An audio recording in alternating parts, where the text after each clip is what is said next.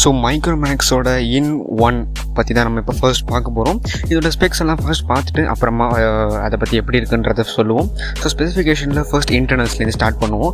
மைக்ரோமேக்ஸ் திருப்பி வராங்கங்கும் போது நிறைய பேருக்கு மனசில் என்ன இருந்திருக்கும், மைக்ரோமேக்ஸ் முன்னாடி என்ன பண்ணிகிட்டு இருந்தாங்கன்னு ஒரு குவிக் கிளான்ஸ் பார்த்துடலாம். ரொம்ப கம்மியான ஒரு லோ அண்ட் ப்ராசஸர் மாதிரி சைனீஸ் ஃபோன்ஸை எடுத்து ரீபிராண்ட் பண்ணி தரது, முக்கியமாக அவங்க சாஃப்ட்வேர் வந்து குப்பை மாதிரி இருக்கும், இந்த மாதிரி இருந்துகிட்டு. ஸோ இப்போ மைக்ரோமேக்ஸ் இன்-Note 1ல் என்ன பண்ணியிருக்காங்கன்னு பார்ப்போம். ஸோ இன்டர்னல்ஸ் படி பார்க்கும்போது மீடியாடெக் ஹீலியோ G85 கொடுத்துருக்காங்க. So yes, it's a good processor, ரொம்பவே நல்ல ப்ராசஸர் தான். இந்த ஃபோனோட ப்ரைஸிங்க்கு ரொம்பவே ஒரு தரமான ப்ராசஸர். இந்த ரெட்மி 9 ப்ரைமில் கொடுத்ததுக்கு நான் அந்த ஃபோனை அவ்வளோவோ ரெக்கமெண்ட் பண்ணிகிட்டு இருந்தேன். ஸோ பேசிக்காக இது ஒரு இந்தியன் ஃபோன், அதுவும் இதில் எல்லாம் எக்ஸ்ட்ரா பர்க்ஸ்லாம் இருக்குது. ஸோ இதை நான் இன்னுமே நல்லா ரெக்கமெண்ட் பண்ணுவேன். ஸோ நல்ல முடிவு, நல்ல ப்ராசஸர், ரொம்ப ஹை அண்ட் கேமிங்லாம் இல்லை. இந்த ப்ரைஸ்க்கு நல்ல கேமிங் எக்ஸ்பீரியன்ஸ் நீங்கள் பார்க்கலாம். அதே மாதிரி நல்ல CPU எக்ஸ்பீரியன்ஸ், லேக் எல்லாம் அவ்வளோ சீக்கிரம் ஒன்றும் வந்துடாது. ஸோ ரேம் வேரியன்ட்ஸ் பார்த்தீங்கன்னா பேஸ் வேரியண்ட்டில் 4+64, ஹை அண்ட் வேரியண்ட்டில் 4+128 தராங்க. ஸோ இதுதான் இன்டர்னல்ஸ். பட் என்ன ஸ்டோரேஜ், என்ன ரேம் யூஸ் பண்ணியிருக்கோன்னு சொல்லலை. பட் ஸ்பெகுலேஷன்ஸ் படி ரெகுலராக எல்லா ஃபோன் யூஸ் பண்ணுற மாதிரி LPDDR4X ரேமும் UFS 2.1 ஸ்டோரேஜ் தான் யூஸ் பண்ணியிருப்பாங்கன்னு சொல்கிறாங்க. ஸோ நெக்ஸ்ட் இன்டர்னல்ஸ்க்கு அப்புறம் டிஸ்பிளே. ஸோ டிஸ்பிளேல இங்கே ஒன்றும் அவங்க கிரவுண்ட் ஷேக்கிங்காக எதுவும் பெருசாக பண்ணலை. பட் அது ஓகேன்னு தான் தோணுது. ஏன்னா ஒரு 6.67 இன்ச் பெரிய டிஸ்பிளே. பொதுவாகவே மைக்ரோமேக்ஸ் வந்து 720p டிஸ்பிளே கொடுத்து மூடிட்டுவாங்க. அதான் நானும் எக்ஸ்பெக்ட் பண்ணேன். பட் ஸ்டில் ஃபுல் HD+ கொடுத்துருக்காங்க, 1080p ரெசல்யூஷன். ஸோ சூப்பர், மறுபடியும் நல்ல விஷயம். பட் இந்த 90 ஹெர்ட்ஸ்லாம் ஒன்றும் கிடையாது. பட் பரவாயில்ல. ஸோ ஃபஸ்ட்டு கொண்டு வரும்போது இப்படி வருவாங்க, போக நல்லா கொண்டு வந்துடுவாங்கன்னு நினைக்கிறேன். ஸோ டிஸ்பிளே ரொம்பவே ஒரு நல்ல டிஸ்பிளே, ஷார்ப்பான டிஸ்பிளே, IPS LCD பேனல் தான் யூஸ் பண்ணியிருக்காங்க. ஸோ டிஸ்பிளே வயசும் எந்த ஒரு பிரச்சனையும் இல்லை, நல்ல ஒரு பெரிய டிஸ்பிளே தான். ஸோ நெக்ஸ்ட் கேமராஸ் வந்து இது வந்து ரொம்ப சூப்பர்னால் சொல்ல முடியாது. அந்த ஒரு 48MP ஃபேக்டர் பிடிக்கிறதுக்காக சொல்லியிருக்காங்க. எல்லா கம்பெனியும் பண்ணுற மாதிரி தான் இங்கே பண்ணியிருக்காங்க. பட் பரவாயில்ல, லீக் ஸ்பெசிஃபிகேஷன்ஸோட இவங்க விட்டுருக்கிறதுல நல்லா தான் இருக்குது. ஸோ ஒரு 48MP ப்ரைமரி கேமரா, சோனியா சாம்சங்கான்னு சொல்லலை. ஸோ நார்மலாக வந்து சாம்சங் சென்சாராக தான் இருக்கும், இல்லாட்டி ஸோ ரொம்ப ஒரு ஹை அண்ட் 48MP கேமரா இல்லை, ஒரு லோ எண்டு தான். ஸோ டீசெண்டான ஃபோட்டோகிராஃபி. ஸோ ப்ரைமரி கேமராவை தாண்டி அடுத்து என்னென்னு பார்த்தீங்கன்னா ஒரு 5MP வைட் ஆங்கிள். இது வந்து நான் அக்செப்ட் பண்ணிக்க மாட்டேன். அட்லீஸ்ட் வந்து முன்னாடி பார்த்தீங்கன்னா 5MP மேக்ரோ, 5MP டெப்த்து கொடுக்குறதுக்கே நான் திட்டுவேன். 5MPன்றதெல்லாம் ஒரு நம்பரே கிடையாது. ஸோ அந்த 5MPயில் போய் வைட் ஆங்கிள் கேமரா கொடுக்குறது நான் அக்செப்ட் பண்ணாத ஒரு விஷயம்தான். பட் ஓகே, ஃபஸ்ட்டு மறுபடியும் ஒரு ஃபோன் விட்றாங்க, போ இம்ப்ரூவ் ஆகிடுவாங்கன்னு விடலாம். பட் இந்த ஃபோன் பார்க்கும்போது வைட் ஆங்கிள் கேமரா அவ்வளோ தரமாலாம் இருக்காது. 5MPன்றது மொக்கை தான்.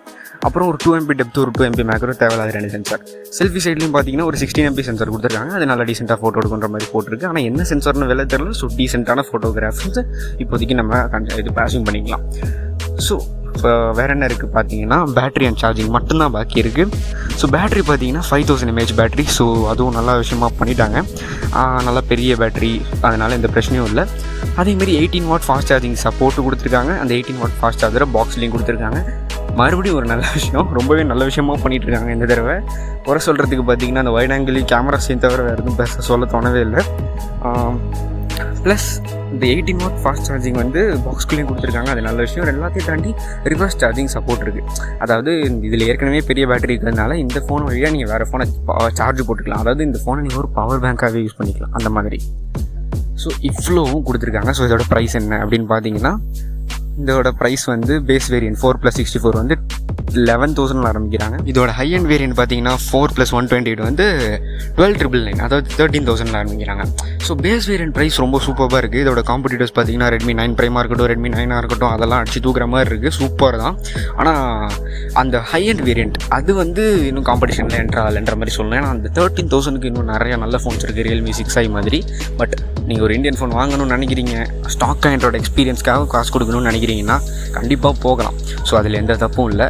பட் இந்த லான்ச் ஈவெண்ட்டில் பார்த்தீங்கன்னா கொரில்லா கிளாஸ் ப்ரொடெக்ஷன் பற்றி அவங்க எதுவும் பெருசாக பேசவே இல்லை. ஸோ அந்த மாதிரி எதுவும் ஹை அண்ட் மெட்டீரியல்ஸ் யூஸ் பண்ணலன்ற மாதிரி நான் நினைக்கிறேன். ஸோ அதை பற்றி இன்ஃபர்மேஷன் தெரிஞ்சோன்னே கீழே டிஸ்கிரிப்ஷனில் இல்லாட்டி கீழே கமெண்ட்ஸில் கண்டிப்பாக ஆட் பண்ணி பின் பண்ணிடுறேன். ஸோ இதுதான் மைக்ரோமேக்ஸோட இன்-Note 1 பற்றி. ஸோ இப்போ அவங்களோட அடுத்த ஃபோன் இன்-Note 1B, இது வந்து பட்ஜெட்காக விட்டுருக்காங்க. ஸோ இதை பற்றி இப்போ நம்ம பார்ப்போம். ஸோ இன் ஒன் பி பார்த்தீங்கன்னா இந்த மீடியாடெக் ஹீலியோ G35 வருது இன்டர்னல்ஸ்க்கு. இது வந்து இந்த ரியல்மி C12 C15 பார்த்தோம். ஸோ இது வந்து கேமிங் ப்ராசஸர்னு அவங்க மார்க்கெட் பண்ணாலும் அவ்வளோ ஒரு தரமான ப்ராசஸர் கிடையாது. இந்த ஸ்னாப்ட்ராகன் 460 அந்த ஏரியா தான் வச்சுக்கோங்களேன். அதாவது கேமிங் டீசெண்டான கேமிங் பண்ணிவிடும், அதேமாரி ஒரு டீசெண்டான CPU பெர்ஃபார்மன்ஸ் இருக்கும். ரொம்ப அல்ட்ராவாக அதுலேருந்து எதிர்பார்க்க முடியாது. பட் அந்த ப்ரைஸுக்கு அதோட வேலையை தரமாக பார்த்துடுன்னு தான் சொல்லணும்.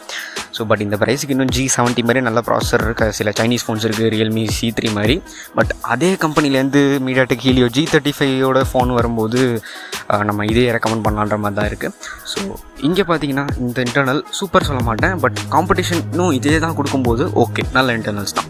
அதேமாதிரி பார்த்தீங்கன்னா ரேம் வேரியன்ஸ் 2+32 4+64 கொடுத்துருக்காங்க. இங்கே தான் தப்பு பண்ணிட்டாங்கன்னு சொல்லணும். 2+32 யூஸ் பண்ணுற காலம் இல்லை 2020. ஸோ அதை அவங்க புரிஞ்சுருந்துருக்கணும். பேஸ் வேரியன்ட் அட்லீஸ்ட் 3GB கொடுத்துருக்கணும். பேஸ் ஸ்டோரேஜ் அட்லீஸ்ட் 64GB இருந்திருக்கணும். 2+32 யாரும் வாங்காதீங்கன்னு தான் நான் சொல்லுவேன். வாங்கினீங்கன்னா அவ்வளோதான் வேஸ்ட்டு. அப்படி இந்த ஃபோன் வாங்குறதா இருந்தால் அதோட 4+64 வேரியண்ட்டுக்கு ட்ரை பண்ணுங்கன்னு தான் நான் சொல்லுவேன். ஸோ இதான் என்னோடய கருத்து. இன்டர்னல்ஸ் அவ்வளோ தரமாக இல்லை. ஸோ நெக்ஸ்ட் வேறு என்ன அப்படின்னு பார்த்தீங்கன்னா கேமராஸ் வந்து ஒரு 13MP ப்ரைமரி கேமரா, ஒரு 2MP டெப்த்து.